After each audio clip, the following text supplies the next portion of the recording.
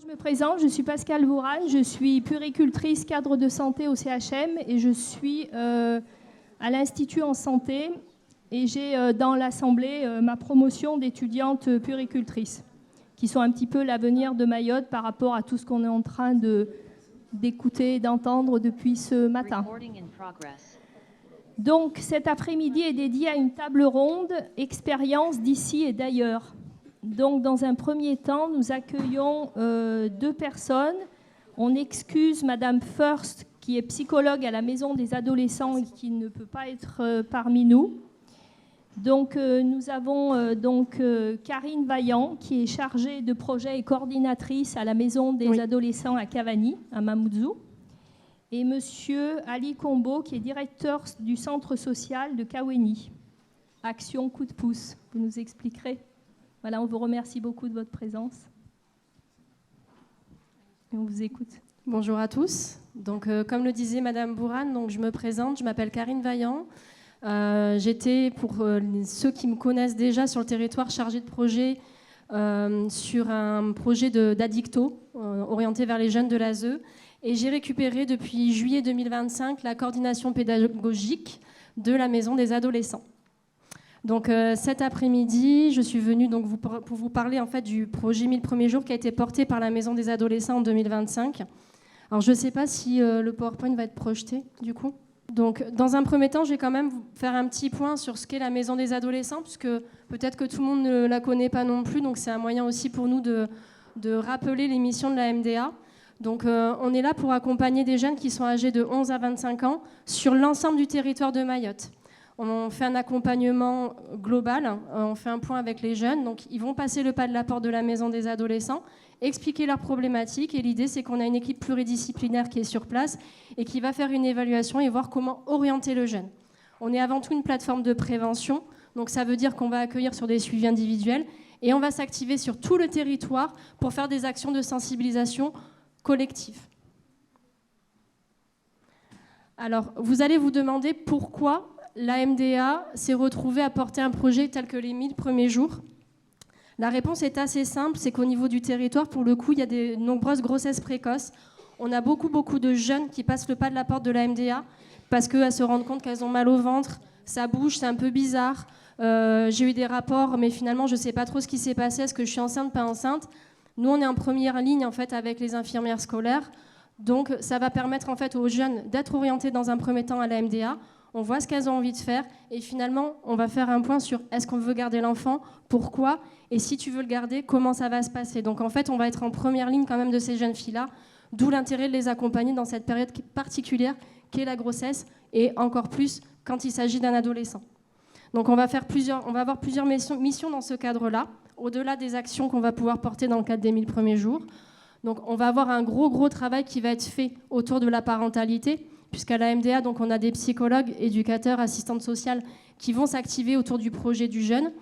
On va faire également un travail, mine de rien, autour de la contraception. Tu es enceinte, pourquoi ça s'est passé, comment tu te sens, tu vas accoucher, qu'est-ce que tu envisages pour la suite. Donc là, ça va être la mission de l'équipe paramédicale de la MDA, puisqu'on a 2 aides-soignantes sur place qui vont en fait les accompagner dans ce processus. Et évidemment, prendre une photo de la santé globale du jeune. Comment tu te sens?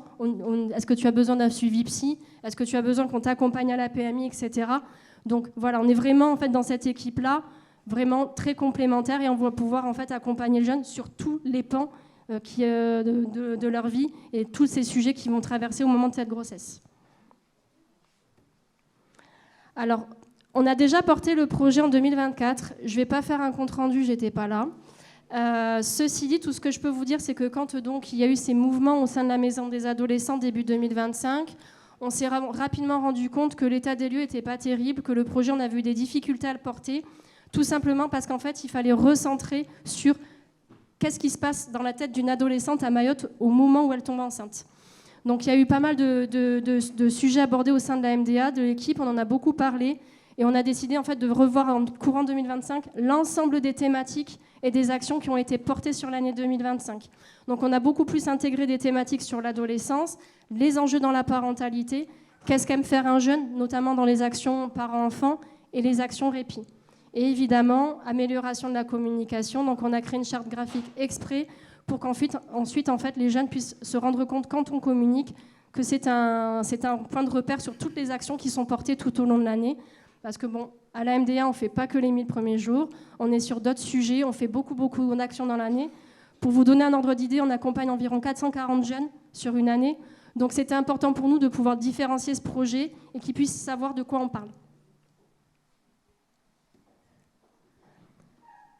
On a créé du coup 3 bassins, donc centre, sud, nord, avec plusieurs points d'attache. Donc on a fait des partenariats, donc notamment avec le point accueil écoute jeunes à Aqua, pour pouvoir en fait accompagner les jeunes qui sont situés au nord, avec l'AEMO de Niamradao pour le centre, pour le sud, pardon, et évidemment la MDA pour qu'on puisse faire des activités avec les jeunes qui sont déjà repérés, identifiés au sein de nos locaux, et surtout parce que tout simplement en fait ça concernait aussi notre public.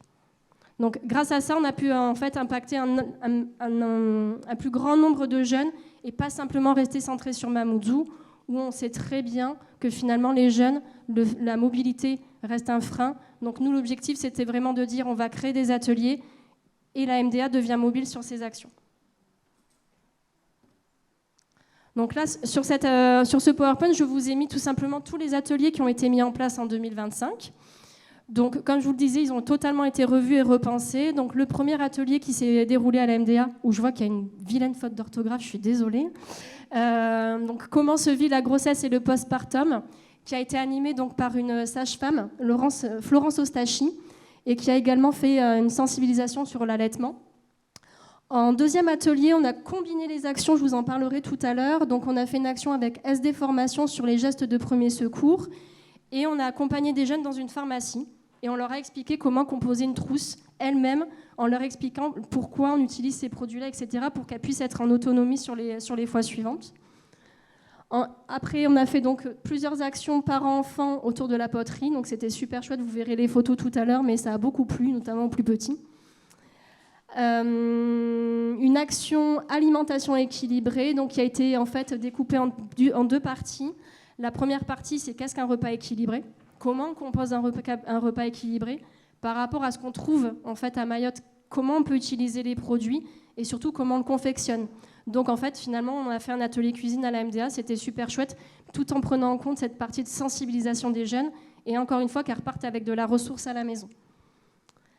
Dans l'action répit, on en a fait 2. Donc il y a une sortie entre parents qui a été un peu particulière parce qu'en fait on s'est rendu compte que les papas répondaient présents que là. Donc autant sur les étapes d'avant ils étaient absents, mais là bizarrement les papas ont découvert la porte de la MDA qu'il pouvait y avoir des actions autour de la parentalité.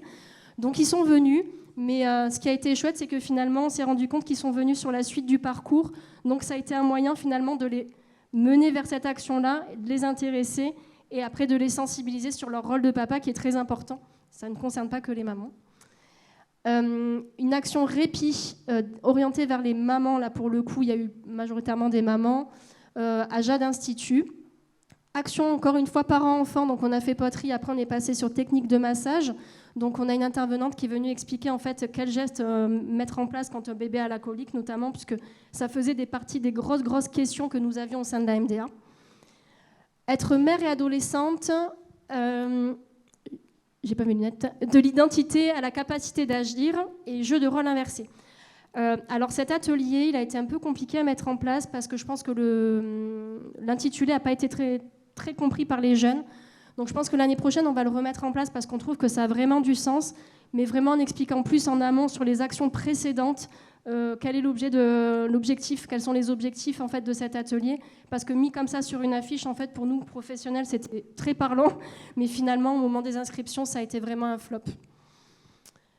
Communication non violente. Alors cet atelier, il n'était pas prévu du tout. Et en fait, ce qui s'est passé, c'est que quand on a mis en place les ateliers précédents, ce sont des mamans qui sont venues nous voir en nous posant des questions. Donc je crois que j'ai fait une slide là-dessus, en nous disant, bon ben voilà, moi à la maison, ça se passe de cette façon-là, j'aimerais pas reproduire le schéma, j'ai une enfance un peu particulière. Comment on fait pour être une maman qui se fâche pas ? C'est un grand sujet. Ça dépend de ta situation, ça dépend de comment ton expérience de vie, de ton parcours. Donc en fait, on a dû construire ce module de communication non violente qu'on a porté avec certains éducateurs, notamment de la PJJ, qui nous ont accompagnés pour pouvoir construire ce module. Ça a été une demande des jeunes, mais je ne vais pas vous mentir, ça a été une de nos plus grosses déceptions parce qu'on a répondu à la demande et finalement, au moment des inscriptions, on n'a pas eu grand monde. Donc, on va faire un état des lieux quand même de ce qui s'est passé sur cet atelier-là. Est-ce qu'à un moment donné, peut-être il y a eu un souci sur les agendas, etc. On en reparlera. Je vous ai mis une slide par rapport à ça, mais il n'empêche que je pense qu'il y a une vraie demande sur ce sujet. C'est quelque chose qui a traité. Et ça a été vraiment sur 90% des jeunes une vraie demande parce qu'ils se sentent perdus. C'est comment je fais quand je suis fatiguée, je suis adolescente, je vais en cours la journée, comment je fais pour gérer ma colère et comment je fais pour gérer bébé qui pleure. Et du coup, dernier atelier, parents-enfants de nouveau, développement émotionnel cognitif de l'enfant, qu'on a découpé en 2 parties. Première partie, pourquoi le jeu est important. Comment toi tu peux composer avec le fait que tu es adolescente et que tu as encore besoin de ces moments de jeu et d'éveil, mais que ton enfant en a besoin aussi. Et comment tu peux créer des supports, des outils avec des choses que tu as à la maison pour pouvoir éveiller ton enfant. Donc première partie vraiment plus théorique. Deuxième partie où on a fait une animation avec les jeunes, on a ramené des outils pour leur montrer comment elles peuvent construire des jouets. Et donc j'ai mis une photo également que vous verrez tout à l'heure de ce qu'elles ont pu mettre en place. Donc au total, on a mis en place 26 dates. Donc comme je vous le disais, notamment sur les gestes de premier secours, on a pris ce parti de combiner parce qu'on trouvait que ça avait beaucoup plus de sens de mettre en place une action au premier secours et de leur expliquer en fait ce qu'elles peuvent faire en première intention. Et évidemment, des dates annulées parce que, comme je vous le disais, il n'y a pas eu d'inscrits. Sur toute l'année 2025, on a travaillé avec de nombreux partenaires, les plus présents étant, comme on a l'habitude au niveau de la maison des adolescents, le rectorat. On a eu pas mal d'orientations de la part des infirmières scolaires sur l'action des 1000 jours, et également les LVA. Donc ça reprend tout simplement, je ne pense pas que vous y voyez très bien là, de là où vous êtes, parce que moi c'est très flou, mais dans tous les cas, voilà, ce qui est à retenir, c'est qu'on a eu beaucoup de jeunes qui sont venus des LVA et orientés par les infirmières scolaires. Là, ce sont les actions en quelques chiffres. Donc, au global, on a eu 50 jeunes qui sont venus. Les plus gros ateliers qui ont été mis en place en termes de public, ce sont quand même les ateliers parents-enfants qui ont eu le plus de succès. Et après, donc, comme je vous disais, vous voyez, la communication non violente, on n'en a eu que 11, alors que finalement, les 17 du départ étaient totalement pour. Donc, on verra ce qui a pu se passer. Quoi qu'il en soit, les actions qui ont eu le plus de succès sur les actions de 2025, ça reste les ateliers parents-enfants. Donc un vrai besoin de créer du lien avec son enfant, qui est certainement en lien avec le fait que l'adolescence est une période très particulière et que c'est difficile de se situer en tant qu'adolescent, parent, et donc il y a un vrai besoin d'accompagnement. La moyenne d'âge qui a été repérée, statée, donc elle est de 18 ans. Donc on a beaucoup de mamans qui sont venues, qui sont âgées entre 13 et 27 ans, parce que sur cette action, on a pris le parti d'accepter des jeunes qui sont un tout petit peu plus vieux que ce qu'on a l'habitude d'accueillir. C'était une volonté de notre part de ne pas leur refuser l'accès parce que ça n'avait pas vraiment de sens. Elles sont en demande de soutien, donc on les a accueillis. N'empêche que la moyenne d'âge reste 18 ans. Et sur l'ensemble des ateliers, la plupart du temps, les enfants qui ont participé ont moins d'1 an, comme vous pouvez le voir sur le graphique. L'objectif quand même initial, c'était que les jeunes reviennent au fur et à mesure des ateliers. Alors bon, je vous ai mis, c'est volontaire et c'est très transparent, donc il n'y a qu'une seule jeune qui est venue à 6 ateliers sur 12. 2 jeunes sont venus à 4 ateliers sur les 12 et 6 jeunes sont venus à 3 ateliers. Il y a une jeune qui a été en début de parcours où on s'est rendu compte que la situation était extrêmement compliquée et pour le coup qui a bénéficié d'un suivi individuel de la part de l'équipe de la maison des adolescents. Alors, je vais vous parler du retour d'expérience, mais d'abord, j'aimerais rebondir sur les chiffres précédents. Je ne vais peut-être pas le lire en entier, mais je mettrai un petit bout pour que vous ayez un petit aperçu de ce qui s'est passé sur le service en 2025 sur cette action. Les jeunes sont parvenus majoritairement aussi parce que tout simplement, il y a eu beaucoup d'orientation des infirmières scolaires. Pour nous, ça a été vraiment très compliqué de composer parce que du coup, on était parti sur des actions portées pendant les vacances. Et des adolescents sans téléphone portable à joindre, c'est très compliqué. Donc, on a eu du mal à garder du lien avec eux. Il n'empêche que même s'ils ne sont pas venus sur les actions, je précise que les 50 jeunes qui ont été accompagnés dans le cadre des 1000 premiers jours ont été suivis par la MDA en parallèle, que ce soit sur le sujet de la contraception, la parentalité, il y a quand même eu un accompagnement en parallèle. Donc, pas de participation à un atelier, mais quand même retour à la MDA en septembre, ou en tout cas le retour des vacances, pour pouvoir accompagner sur des sujets qui leur sont propres et où ils avaient besoin de réponses. Je vous lis un petit morceau parce que je le trouve beau. C'était pendant la sortie Pédalo, c'est un retour des collègues. Vous me dites si je suis un peu trop longue, parce que je suis un peu pipelette. Donc, les jeunes ont apprécié de disposer d'un espace rien que pour elles, leur permettant de souffler, de se recentrer. L'ambiance bienveillante et conviviale a facilité les échanges et renforcé la confiance en elles. C'était à la sortie Pédalo, pour info, il y en avait 2 qui ne savaient pas nager, elles étaient en panique totale. On est resté avec elles dans le Pédalo, c'était super rigolo. On les a mises en confiance, on a pu papoter avec elles, c'était chouette. Plusieurs jeunes mères, parfois isolées, ont exprimé leur joie de rencontrer et de partager avec d'autres femmes vivant dans des situations similaires. Les activités proposées adaptées au rythme et aux besoins de chacune ont favorisé la détente, la redécouverte de leur corps et une meilleure estime de soi. Elle a favorisé la coopération et l'entraide entre les jeunes, car chacun devait participer à l'effort collectif pour avancer. Cela a créé une véritable dynamique de groupe basée sur la solidarité, la coordination et la bonne humeur. Les jeunes se sont montrés impliqués et motivés tout au long de l'activité. Certains ont même dépassé leurs appréhensions face à l'eau. Les moments partagés ont renforcé la cohésion, permis de découvrir une autre facette de chacun dans un cadre ludique et détendu. Je trouvais que ce bilan résumait complètement l'esprit de ce qui s'est passé sur ces actions. Donc des petites photos quand même. Alors j'ai fait en sorte qu'on ne voit pas les visages, j'ai pas les droits à l'image, donc normalement c'est bon. Donc là la première image c'est l'atelier poterie qui donc s'est déroulé à la MDA. On en a fait plusieurs, on en a fait une également, activité poterie sur la plage de Sohoa, donc c'était super chouette. La fameuse maman qui avait peur de l'eau, qui a tourné la tête pour la photo. Tout en haut, là, c'est également c'est une image aussi de l'atelier poterie. Et ce que vous voyez là, c'est tout simplement, quand on a fait la création de jeu, c'est ce qui a été créé avec les jeunes mamans, et donc elles sont toutes reparties avec, elles étaient très contentes. Donc ça, je vous l'ai dit, c'est par rapport à la création de la communication non violente, qui n'a pas spécialement bien marché. Et en retour de parents pour 2026, on a une forte demande sur le cododo. Comment on fait pour coucher son bébé? Est-ce que c'est bien ou pas bien de dormir avec son enfant? Et comment créer du lien avec son enfant après une césarienne? Alors là, avec l'équipe, on s'est un peu amusé à vous citer les pépites, les cailloux et les canifs de 2000 premiers jours. Participation active des jeunes mamans, ambiance bienveillante, questionnement pertinent et implication lors des mises en situation. Elles ont tout le temps posé des questions, il n'y a jamais eu de moment blanc. On a pu relancer la coordination, le travail en coordination avec les structures extérieures, donc grosse relance de structures avec les partenaires avec lesquels on n'avait pas l'habitude de travailler.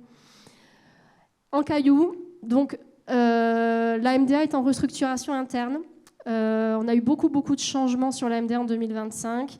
Donc ça a été un caillou qu'on assume. On a quand même porté le projet. On est quand même très content d'avoir accompagné ces 50 jeunes. Mais il est vrai que le fait d'avoir une MDA en mouvement, ça a pu créer un frein dans l'organisation, notamment sur la communication des actions. Et donc, c'est quelque chose qu'il va falloir qu'on retravaille pour les années à venir. Et comme je vous le disais tout à l'heure, les contacts avec les jeunes filles scolarisées, ça a été vraiment très compliqué pour nous. Donc, à voir comment on peut s'organiser, notamment avec les infirmières scolaires, pour pouvoir mettre en place des actions où les jeunes peuvent participer à l'ensemble des activités. Et Canif, c'est ce que je vous ai dit, mailing list ciblée, parce que ça, on ne l'avait pas. Renfort du travail partenarial, c'est exactement ce qu'on est en train de faire. Et les adaptations aux spécificités du territoire, ça reste quand même la difficulté également de la mobilité. La plupart des jeunes ont eu peur de bouger. Notamment avec leurs enfants, ça a été compliqué de leur dire il faut sortir de la maison pour venir aux actions. Donc même si on a dupliqué en fonction des bassins, c'est quand même quelque chose qui a été très récurrent. Donc on a fait en sorte de les accompagner, d'aller les récupérer chez eux, les amener sur les activités. Mais la logistique fait qu'à un moment donné, on a aussi nos limites au niveau de l'effectif et qu'on n'a pas pu le faire. Voilà, donc on verra en tout cas sur la suite du projet comment ça va se dérouler. Mais il n'empêche qu'effectivement, c'est un vrai sujet sur Mayotte, c'est comment accompagner les jeunes qui sont dans des secteurs isolés, qui viennent d'accoucher, qui ne sont pas spécialement en capacité aussi en termes de fatigue, etc., de bouger. Comment les mobiliser sur ce type d'action? Oui, c'est bon. Et là, du coup, je vous ai juste mis les partenaires parce que c'était important de les mettre en lumière. Merci. Donc, merci beaucoup, Karine, de nous avoir présenté ce projet qui est très dynamique et qui, en fait, pourrait aussi s'appliquer aux non-adolescentes. Enfin, il y a beaucoup d'ateliers qui pourraient être aussi pour toutes les mamans en général. Donc, franchement, super. Merci pour votre implication. Donc, je ne me suis pas présentée, mais j'ai déjà un peu parlé tout à l'heure. Donc, moi, je m'appelle Anne Vernaz et je suis aussi salariée de Mlesi Maoré comme Karine. Mais moi, je travaille dans les CAMS et à la plateforme de diagnostic. Donc, maintenant, on fera les questions à la fin, si vous voulez bien, après les deux intervenants. Donc, on va passer au deuxième intervenant, donc Monsieur Ali Combo, qui est directeur au centre social de Kaweni et qui va nous parler de l'action Coup de pouce. Oui, merci. Bonjour à tous. Pour ceux qui ne me connaissent pas, je suis Combo Ali Debré, comme ça a été dit, directeur du centre social de Kaweni. Alors la question m'a été posée, c'est quoi le centre social? Donc il faut savoir que ce sont des nouveaux dispositifs qui sont déployés depuis quelques années par la CSSM via des agréments. Donc il y a des centres sociaux à vocation municipale et d'autres associatives. Et donc, du coup, celui de Kaweni, il est à visée associative, porté par Action Coup de pouce. Donc, on peut dire que le centre social, c'est le bébé d'Action Coup de pouce. Alors, les centres sociaux, ce sont des lieux de proximité à vocation d'animation familiale et intergénérationnelle et qui accueillent toute la population, en veillant à la mixité sociale. Donc, chose importante, notre territoire d'intervention se limite à Kaweni, avec possibilité dans la commune, mais je pense que déjà à Kaweni, il y a pas mal de choses à faire. Donc, on est organisé en deux pôles. Il y a le pôle animation et le pôle parentalité. Donc, le dispositif 1000 jours est porté par le pôle parentalité du centre social. Il y a à peu près 4 projets phares qui sont portés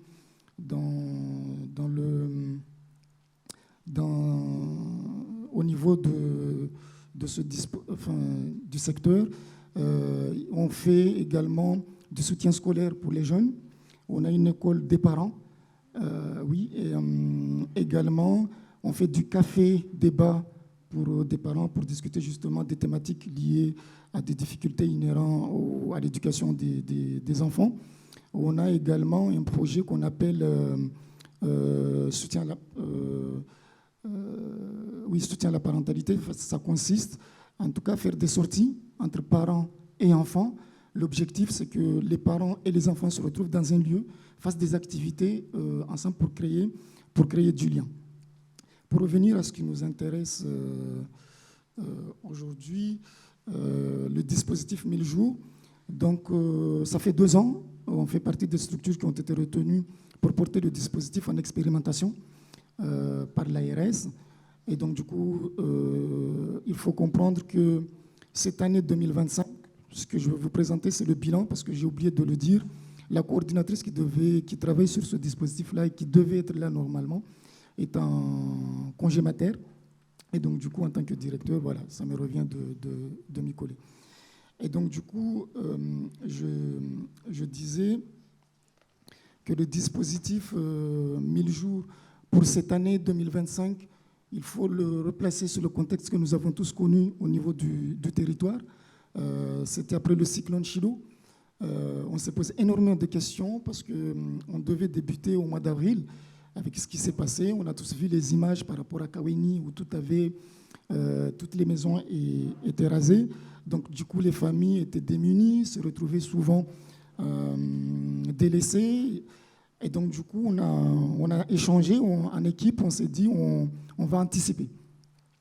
Au départ également, on devait travailler avec un groupe de parents, avec un groupe de 15 parents, mais on a élargi, malgré les moyens qui étaient très limités à l'époque, à 30 parents, parce qu'on se disait que c'était aussi l'occasion pour certains parents de sortir, de voir du monde, et également avec les enfants. Donc l'objectif au niveau de la parentalité qui est ressorti du diagnostic qui a amené à ce qu'on nous accorde l'autorisation de fonctionner en centre social, c'est qu'il est ressorti qu'il y avait un manque de soutien et de ressources pour les parents, en tout cas au niveau du territoire de Kaweni, malgré la présence de la PMI, malgré la présence de nombreux médecins libéraux. Moi, quand on est arrivé, ça m'a un petit peu... Mais bon, c'est ce qui est ressorti du diagnostic, parce qu'il faut savoir qu'avant que la Sécu accorde l'autorisation, c'est qu'il y a tout un diagnostic au niveau du territoire pour comprendre les problématiques du territoire.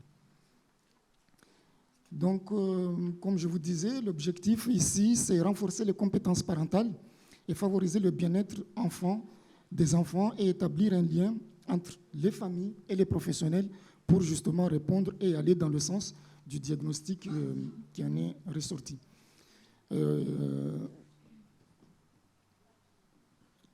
Comme je vous disais tout à l'heure, le contexte dans lequel on a lancé le dispositif pour cette année 2025, donc voilà, c'était un lancement anticipé qui a été crucial pour établir un environnement de confiance et de solidarité. Donc le contexte de Kaweni, c'est un petit peu différent de celui du MDA, parce que nous, on a pu accueillir des parents âgés de 17 ans jusqu'à 39 ans, comme voilà, ça a été montré. Et au niveau des enfants, on est du 3 mois jusqu'à 2 ans. Donc, avec eux, on a pu mettre en place différentes actions et on fonctionne également sur un réseau de professionnels parce qu'on n'a pas les moyens et donc, du coup, on essaye de faire appel, comme vous le voyez sur le tableau, au REPEMA, qui nous met à disposition de leurs sages-femmes. Et donc, du coup, à force, on travaille sur peut-être un conventionnement pour que voilà, ça soit consolidé.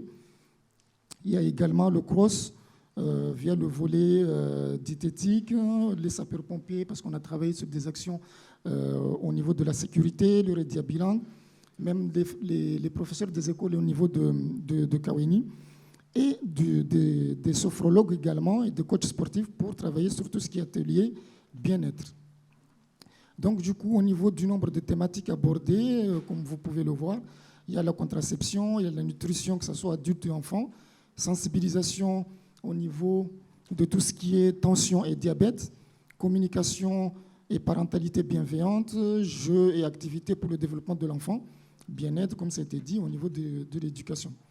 Donc, comme on l'a dit, on fonctionne avec un panel de professionnels au niveau libéral. Ça fait 2 ans, donc du coup, maintenant, voilà, il y a une confiance qui s'est installée. Donc, du coup, on peut planifier les interventions à l'avance, de sorte à ce que on puisse également nous mobiliser, les parents, pour chaque intervention, chaque action qu'on essaie de mettre en place. Donc, on travaille avec, comme vous le voyez, ça c'est au niveau de la salle, au niveau de la parentalité.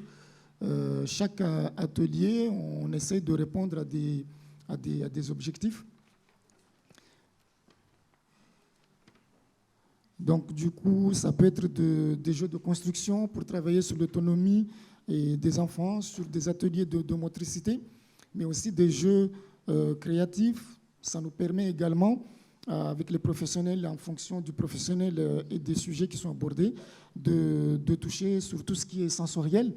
Et également, si on détecte des problématiques, ça nous permet après d'orienter, de discuter avec les parents et d'orienter vers les professionnels adéquats.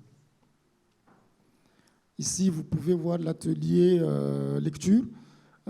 C'est une anticipation par rapport à un projet de bibliothèque qu'on veut mettre en place au niveau de Kaweni. Donc, on essaie déjà d'initier, de travailler avec les parents et les enfants, de leur montrer les bienfaits de la lecture pour les enfants. Et tout petit, déjà d'essayer de les... comment je pourrais qualifier ça, de les inciter à... Parce que voilà, c'est une problématique qui a été constatée au niveau des écoles de Kaweni, la problématique de lecture. Donc, du coup, nous, on essaye à travers le pôle parentalité de prendre, en tout cas, de l'avance. Ici, vous pouvez voir l'atelier contraception. Donc, du coup, avec une sage-femme dont on fait appel.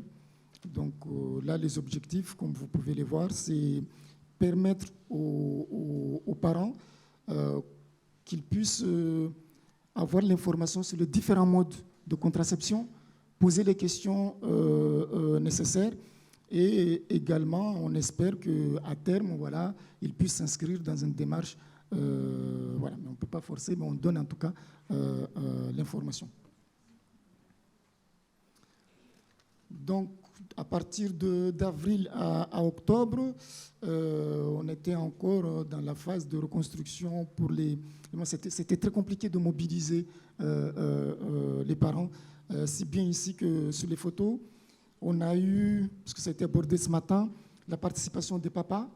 On a eu pour cette année 2025 5 papas qui étaient quand même très présents tout au long de l'année, qui ont participé à toutes les activités, à toutes les actions. Malheureusement, bon, ils n'apparaissent pas sur les photos, mais ça va dans le sens de ce qui a été dit ce matin. Il y a quand même, on peut constater en tout cas petit à petit un changement de mentalité sur ce point-là, des parents, des papas en tout cas qui s'impliquent et qui s'intéressent en tout cas au développement et à l'avenir de leurs enfants. Donc du coup, au nombre de participants, il y a des fois, il y a des ateliers qui se sont mieux passés, des actions qui étaient appréciées par les parents, donc du coup qui nous demandaient, donc des fois on refaisait, parce que c'est aussi ça, le centre social, c'est aussi travailler avec la population, travailler avec les parents. Et donc, du coup, quand il y a une action, quand il y a des parents qui nous redemandent, et donc, du coup, on rediscute avec les professionnels, et quand ils sont d'accord, donc on remet l'activité en place. Donc, ici, c'est l'atelier, tout ce qui est nutrition, parce qu'avec la PMI de Kaweni, donc, du coup, on constate qu'il y a un gros problème problématique d'enfants en malnutrition, et donc du coup on essaie de, en tout cas au niveau du centre social, avec les parents qui participent avec nous au niveau des actions, de travailler, d'aborder cette thématique-là, de donner en tout cas des outils et travailler sur les produits locaux, parce que nous sommes dans un territoire avec une population qui est quand même avec des difficultés socio-culturelles, et donc du coup voilà. C'est avec les produits locaux, on fait appel à des diététiciens, comme vous l'avez dit, là on l'a vu précédemment, pour travailler sur ces questions alimentaires, parce que c'est quand même important, durant la grossesse, bien manger, pour le développement de l'enfant quand il est né. Voilà. Et donc du coup, ça nous permet d'aborder avec les parents des thématiques comme la pyramide alimentaire, qui puissent savoir ce que c'est que la pyramide alimentaire avec les professionnels, qui puissent prendre connaissance. Ici, c'est un atelier avec les sapeurs-pompiers de la caserne de Kaweni pour travailler tout l'aspect sécurité au niveau des maisons pour les tout-petits, mais également même pour soi-même. Les gestes de premier secours, parce que ça peut être très délicat des fois dans des zones à Kaweni où les pompiers ont du mal à intervenir, et quand il y a quelque chose, donc du coup, ouais. Donc les ateliers avec les sapeurs-pompiers, les gestes de premier secours, et donc du coup, voilà ce que je peux dire sur le nombre d'ateliers et d'actions que nous avons pu mettre en place en lien et en collaboration avec les professionnels de différentes structures qui nous accompagnent, comme je l'ai dit, depuis 2 ans. Ici, vous avez les indicateurs, comme vous pouvez voir, le nombre de séances, le nombre de thématiques abordées. Donc, on a pu quand même, au total, toucher 342 participants pour cette année 2025. Et donc, du coup, là, vous voyez la répartition par rapport au nombre de thématiques abordées. Et donc là, nous avons ouvert les inscriptions. Nous sommes déjà à 20 inscrits, ça fait 2 semaines. Nous comptons fermer à 40 par an, parce qu'on est limité voilà, en termes de ressources financières. On sait qu'on va être sur une grosse liste d'attente, mais malheureusement, bon, on ne peut pas faire autrement parce que sinon, c'est l'efficacité aussi qui est recherchée et l'efficience. Donc, du coup, il vaut mieux travailler avec un petit groupe et arriver à atteindre nos objectifs. Voilà. Donc, du coup, ici, c'était l'un des ateliers, les sorties, ce que je disais tout à l'heure, parents-enfants, où on s'est retrouvés à la plage pour une journée à faire des activités ensemble pour créer encore une fois ce lien entre les parents et les enfants. Voilà. Merci beaucoup.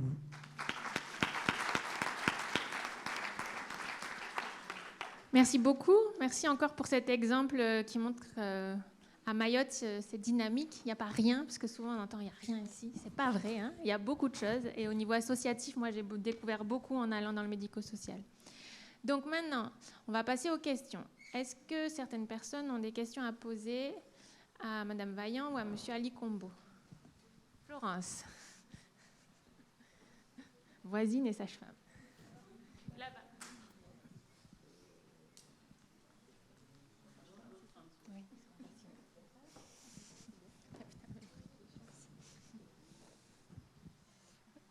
C'est pas une question, juste une petite intervention pour remercier Mlési pour les ateliers que vous avez mis en place, parce que c'était vraiment super. En plus, quand on a parlé de dépression postpartum, j'ai parlé avec des jeunes et j'ai eu aussi un groupe de mamans qui étaient plus âgées, qui avaient jusqu'à 27. Et il y a vraiment un travail à faire là-dessus, parce que même avec des mamans qui avaient des bébés de 1 an, voire 1 an et demi, il y avait beaucoup de tristesse, parce que c'est quand même des grossesses non désirées souvent. Donc je pense qu'il faut poursuivre, ne pas les laisser et leur proposer encore des réunions entre mamans. Et elles étaient très contentes d'avoir pu libérer la parole sur ça. Et je voulais juste préciser concernant le coucher, on avait fait en 2024 un atelier sur la prévention de la mort subite. Et j'avais pu aller dans les foyers de jeunes mères corriger l'emplacement du berceau, qu'est-ce qu'il y avait dedans, les peluches. Et franchement, c'est à refaire, je pense, parce qu'il y avait tout le temps des peluches, il y avait tout le temps des couvertures, les bébés étaient tombés plusieurs fois. Donc, il y a encore plein de choses à faire, plein de thèmes à aborder. Et notamment sur l'anatomie de la femme, la santé sexuelle. Enfin, elles ont plein de questions, c'est vrai, elles sont très intéressées, donc à continuer, en tout cas. Merci pour ton intervention. Est-ce qu'il y a d'autres questions ou remarques?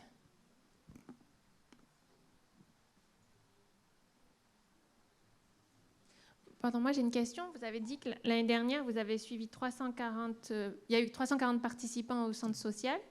Et donc là, il y a des inscriptions. Donc ça, c'est différent.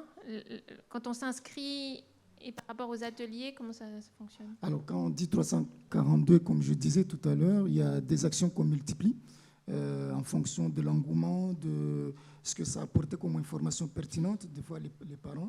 Et il y a certaines actions, on fait participer les parents et les enfants également. Donc du coup, bon, on n'a pas pu rentrer dans les détails, mais ça a été dans le slide.